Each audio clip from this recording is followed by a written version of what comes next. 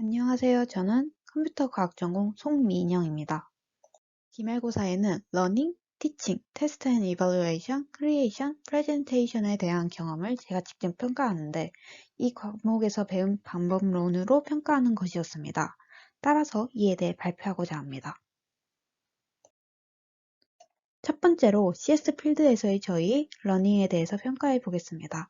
러닝에 대해 여러 가지 어려움이 많았으나 그 중에서 저는 지난 2020년 1학기 때 배운 정렬, 특히 힙정렬을 배울 때 어려움을 겪었습니다. 제가 이것을 배운 이유는 이 토픽을 수업하는 과목이 전공 필수 과목이었고 2학년 때 전공 필수 과목을 들어야 했기 때문에 이 과목을 배웠습니다. 이제 케이스 1과 케이스 2 중 알맞은 학습 경험 한 가지를 선택한다면 저는 케이스 2라고 생각합니다. 힙정렬은 이미 만들어진 결과물이었고 이것을 교수님께서 배우신 다음에 다시 가르치시는 것이고 또한 저희가 이것을 다시 배우는 것이기 때문에 케이스 2라고 할 수 있겠습니다. 제가 이 토픽을 배울 때 어려움을 겪은 이유는 다름 아닌 3번인 저 자신에게 있다고 생각합니다. 그 당시 저는 러닝에서 가장 중요한 두 가지 디자인 필로소피와 프로그레스 디렉션에 대해서 파악하지 못했습니다. 힙 정렬을 정렬 중 가장 마지막에 배웠었는데 이 정렬이 왜 중요한지에 대해서 파악이 많이 부족하였습니다. 다른 정렬들도 많은데 굳이 저걸 배워야 하냐라는 생각을 하고 있었고 따라서 공부를 하기는 하는데 핵심을 잡지 못한 채로 겉돌기 공부를 하였습니다. 즉 그냥 성적을 위해서만 알고리즘이 어떻게 돌아가는지에 대한 메커니즘만 파악하였고 이것이 왜 중요한지 그리고 어떻게 창조되었는지를 파악하지 못하였기 때문에 어려움을 겪었다고 생각합니다. 이제 힙 정렬을 제가 이 과목에서 배운 프로그레스 디렉션과 디자인 필로소피에 입각해서 설명해 보도록 하겠습니다. 먼저 프로그레스 디렉션, 즉 왜 지식이 생성되었는지에 대해서 설명하도록 하겠습니다. 정렬 알고리즘이 계속 보완되고 발전된 이유는 시간 복잡도를 줄이기 위해서입니다. 시간 복잡도는 성능과 매우 밀접하게 연관되어 있습니다.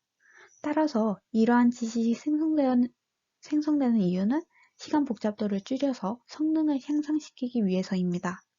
이제 디자인 필로소피, 즉 어떻게 그 지식이 창조되었는지에 대해서 설명하도록 하겠습니다. 퀵 정렬 같은 경우에는 피벗을 잡아야 하는데 피벗을 잡을 때 휴리스틱이 필요하지만 이것도 경우에 따라서 많은 시간이 소요될 수가 있고 피벗을 잘못 잡는다면 시간 복잡도가 크게 날 수가 있습니다. 따라서 이를 보완하기 위한 정렬이 필요하였고 그 때문에 이 지식이 창조되었다고 생각합니다. 따라서 이 토픽에서 가장 중요한 것은 피벗을 잡을 필요 없이 정렬을 쉽게 할 수 있다는 점입니다. 또한 이것이 왜 중요하냐면 시간 복잡도를 어느 상황에서든 상관없이 줄일 수 있고 이는 성능 향상에 도움을 주기 때문입니다. 따라서 힙 정렬이 CS에서 어떻게, 왜 사용되었는지 알기 위해서 배워야 합니다. 앞에서 언급했듯이 이전의 학습에서는 프로그레스 디렉션과 디자인 필로소피에 대한 파악이 많이 부족했기 때문에 알고리즘이 메커니즘을 파악한다 할지라도 그것을 정확하게 완벽히 이해하지는 못했습니다. 그러나 이 과정을 통해 힙 정렬에 대한 프로그레스 디렉션과 디자인 필로소피에 대해서 파악할 수 있었고 그를 통해서 왜 힙 정렬이 사용되어 있는지를 알 수가 있게 되었고 어떻게 힙 정렬이 컴퓨터 시스템에서 쓰이는지에 대해서도 알 수가 있게 되었습니다. 다음으로는 티칭에 대한 평가를 하고자 합니다. 저는 이 부분에서 가르침을 받아들일 때 힘들었던 점 중 수업 내용이 질 때문에 힘들었던 경우에 대해서 발표하고자 합니다. 2019년 2학기 때 전산 관련 수학 수업을 들을 때가 가장 힘들었습니다. 이것을 배운 이유는 저는 컴퓨터 공학도 타 공학계열 전공들처럼 수학이 중요하다고 생각했습니다. 저희 과에는 수학 과목이 이 수업밖에 없었고 또한 제 시간표에서 남는 시간이 그때 당시에는 이 수업의 시간밖에 없었기 때문에 듣게 되었습니다. 그렇다면 지금부터 티칭에 대해서 각 항목에 대해 평가를 해보도록 하겠습니다. 먼저 첫 번째 항목에 대해서는 노라고 평가를 하였습니다. 왜냐하면 이 수업이 단순히 PPT를 읽는 식의 수업으로 진행이 되었기 때문에 어떻게 지식이 생성되었는지에 대한 설명이 없었습니다. 따라서 이 부분에 대해서 노라고 평가를 하였습니다. 이제 두 번째 항목에 대해서도 똑같이 노라고 평가를 하였습니다. 책을 읽으시는 수업을 하다 보니 로지컬 매니플레이션에 대해서도 제대로 된 설명을 들을 수가 없었고, 또한 책에는 이러한 내용이 자세하게 나와 있지 않았기 때문에 교수님께서도 이에 대해서 가르치시지 않았습니다. 그렇기 때문에 이 부분에 대해서도 노라고 평가를 하였습니다. 세 번째 항목에 대해서는 중간으로 평가를 하였습니다. 이제 왜냐하면 앞에서도 언급했듯이 교수님께서는 책의 내용을 그대로 읽듯이 수업을 하셨습니다. 책에서는 왜 지식이 생성되었는지에 대해서 자세히 표현되어 있지 않았고, 그냥 그 전에 지식이 관점으로 인하여 생성이 되었다, 이런 식으로 나와 있었기 때문에 이러한 면에서 왜 생성이 되었는지 배우긴 배웠지만 애매모호하게 배웠다고 생각을 하였습니다. 따라서 이 항목에 대해서는 중간을 주었습니다. 이제 네 번째 항목에 대해서는 노라고 평가를 하였습니다.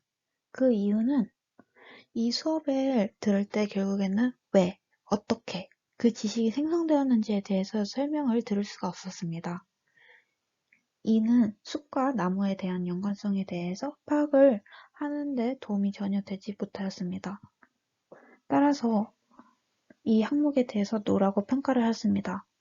다섯 번째 항목에 대해서도 노라고 평가를 하였는데, 그 이유에 대해서는 개별적인 요소가 왜 필요한가에 대해서는 배웠지만 전체적인 것에 대해서는 배우지 않았습니다. 즉 전체적인 것이 의미와 가치에 대해서는 배우지 않았습니다.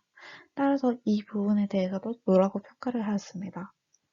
마지막 여섯 번째 항목에 대해서도 노라고 평가를 하였습니다. 탑다운 방식은 왜 배워야 하는지에 대해서 설명을 하는 것이고, 그리고 학생들에게 지식에 대해서 합리적인 이해 단계를 제공해주는 방식이라고 생각합니다. 그러나 제가 이 수업을 들을 때에는 왜 배워야 하는지에 대해서 명확하게 배우지 못하였고, 합리적인 이해 단계를 제공받지 못하였기 때문에 탑다운 방식은 전혀 아니라고 생각을 하였습니다. 따라서 이 항목에 대해서도 노라고 평가를 하였습니다. 티칭에서 언급했던 수업을 테스트 앤 이벌루에이션에서도 이어서 평가해 보겠습니다. 따라서 이 부분에 대해서는 넘어가도록 하겠습니다. 이제 각 항목에 대해서 평가를 해보도록 하겠습니다. 첫 번째 항목에 대해서는 노라고 평가를 하였습니다. 왜냐하면 그때 어떻게 지식이 창조되었는지에 대해서 설명을 하지 않으셨기 때문에 교수님도 학생들의 이해도를 평가를 할 수가 없었습니다. 따라서 이 항목에 대해서 노라고 평가를 하였습니다. 두 번째 항목에 대해서도 노라고 평가를 하였습니다. 애초에 책을 읽는 수업이다 보니까 로지컬 매니플레이션에 대해서도 제대로 된 설명을 들을 수가 없었습니다. 그리하였기 때문에 교수님께서도 학생들의 이해도를 평가를 할 수가 없었습니다. 따라서 이에 대해서도 노라고 평가를 하였습니다. 세 번째 항목 같은 경우에는 노는 아니지만 노보다 조금 위에라고 평가를 하였습니다. 왜냐하면 이제 암기를 해서 풀 수 있는 문제를 시험 문제로 내셨는데, 물론 암기를 해서 풀 수 있는 문제 또한 암기를 했다는 것이 이해를 했다는 것이기 때문입니다. 그래서 이해도가 어느 정도 필요하다는 것을 의미를 하지만 이해도를 평가를 했다고 하고 볼 수는 없었기 때문에 노보다 조금 위에를 주었습니다. 네 번째와 다섯 번째 항목에 대해서도 노라고 평가를 하였습니다. 왜냐하면 이 부분에 대해서는 설명이 없었고, 설명이 없는 것에 대해서 이해도를 평가하지는 못하기 때문입니다. 따라서 이 부분에 대해서도 노라고 평가를 하였습니다. 마지막 항목에 대해서도 노라고 평가를 하였습니다. 왜냐하면 결국에 이 시험이 학생들의 이해도를 전혀 평가하지 못하였기 때문입니다. 이 말은 즉 학생 개개인이 잠재력을 이끌어내지 못하였다는 뜻과 같기 때문에 노로 평가를 하였습니다. 따라서 제가 생각하기에는 다음과 같은 평가 방법이 가장 합리적이라고 생각합니다. 먼저 배운 내용들 중에서 한 가지 토픽을 고릅니다. 그리고 그것을 실생활에 적용시키고 보고서를 쓰는 것이 가장 합리적이라고 생각합니다. 예를 들어 이번에 교수님께서 컴퓨터 수학 과목의 기말 과제 중 하나로 다이스트라 알고리즘을 우리나라 서울 지하철역에 적용시키는 과제를 내주셨다는 것으로 알고 있습니다. 이와 비슷하게 학생이 직접 토픽을 고르고 실생활에 적용시킨다면 왜 이 토픽을 배워야 하며 어떻게 배워야 하는지에 대해서 잘 파악할 수 있다고 생각합니다. 보고서에는 왜 그 토픽을 정했고 이것이 왜 그것을 그 상황에 적용시켰고 어떻게 적용시켰는지, 그리고 만약 적용을 하면서 어떤 점을 더 보완을 해야 하는지에 대한 내용이 들어가면 좋을 것이라고 생각합니다.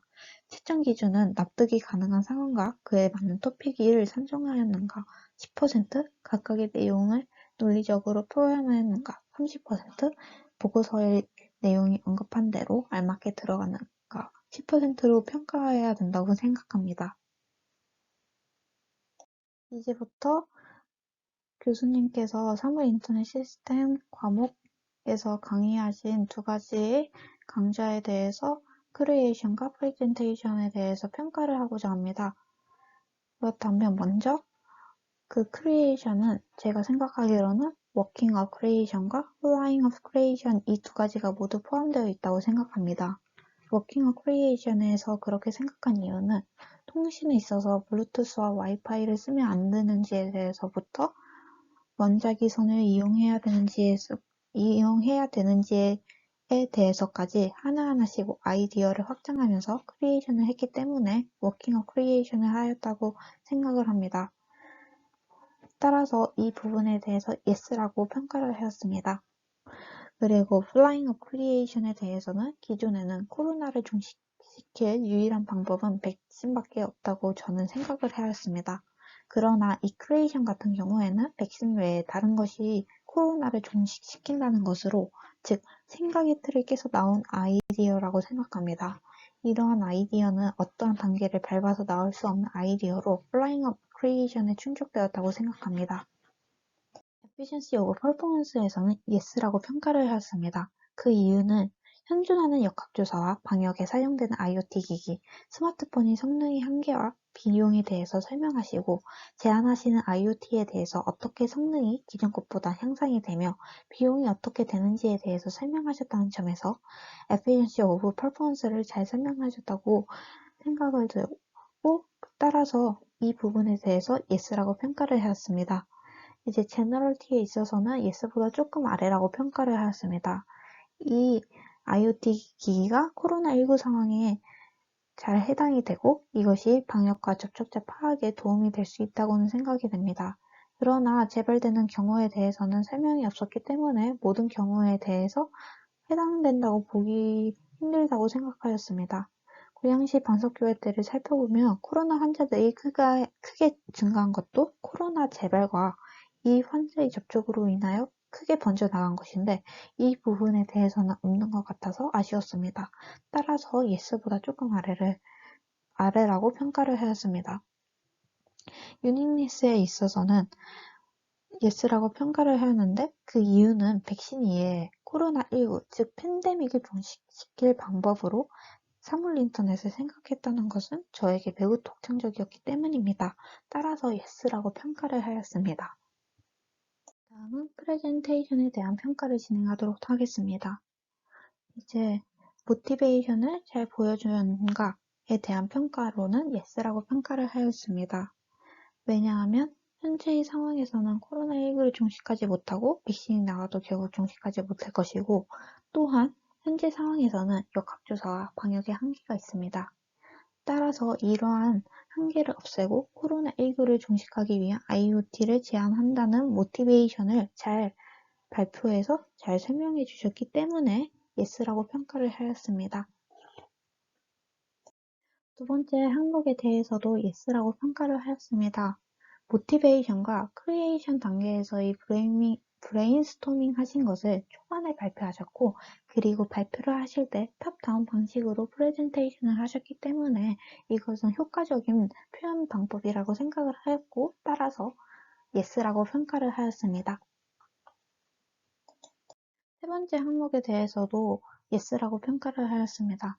레벨 0에서는 코로나에 대한 전반적인 이야기, 레벨 1에서는 코로나 방역과 격리에 대한 경우를 설명하시고 각각이 파악해야 하는 상황에 대해 설명하시는 등 레벨 0부터 각 단계에 알맞게 설명했다는 점에서 yes라고 충분히 평가할 만하다고 생각을 하였기 때문에 yes라고 평가를 하였습니다.